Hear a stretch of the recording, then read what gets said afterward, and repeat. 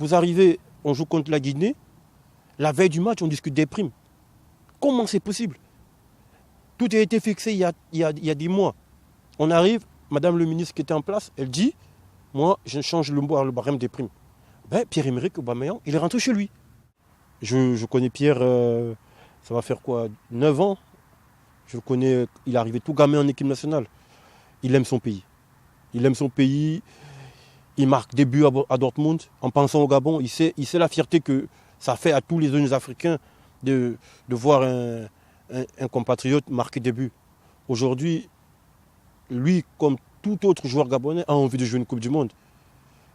Tous les grands joueurs ont envie de jouer une Coupe du Monde. J'espère qu'il fera comme moi, qu'il va annoncer qu'il va revenir. Parce que c'est le capitaine, c'est le fer de lance, c'est la star. C'est le joueur qui peut amener l'équipe à se sublimer. Parce que moi, je le dis et je le redis, avoir gagné en Côte d'Ivoire, c'est bien. C'est un grand coup. Mais on ne peut pas se passer du meilleur joueur gabonais. Ce n'est pas possible.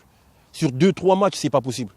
On peut le faire sur un coup, mais on a tous vu, hein, la Côte d'Ivoire a marché sur nous à Libreville. Alors qu'on aurait dû au moins opposer une vraie résistance à domicile, avec le public, avec l'engouement des joueurs à domicile. Maintenant, le cas Pierre-Emerick, je pense que lui, c'est un footballeur, c'est un compétiteur. Il a besoin qu'autour de lui, il y ait toutes les conditions pour qu'il performe. Vous voyez, à Dortmund, il marque des buts, ça veut dire qu'il est dans les meilleures conditions. Donc c'est à nous et aux joueurs de préparer le terrain pour que tous les meilleurs joueurs puissent être dans les meilleures conditions. Je les comprends, parce que je suis passé par là. Il n'y a pas plus tard que 3 mois, j'ai dit que je ne partais plus.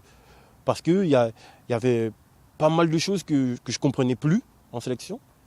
Il y avait des situations conflictuelles qui durent depuis 15 ans. Quand je suis arrivé en équipe nationale, c'était la même chose. Tout n'est jamais calé à l'avance. Ici en Europe, vous arrivez, vous avez votre contrat, vous avez votre maillot, vous avez vos choses, c'est préparé à l'avance. Mais nous, on arrive, c'est quand vous êtes là qu'on commence à réfléchir.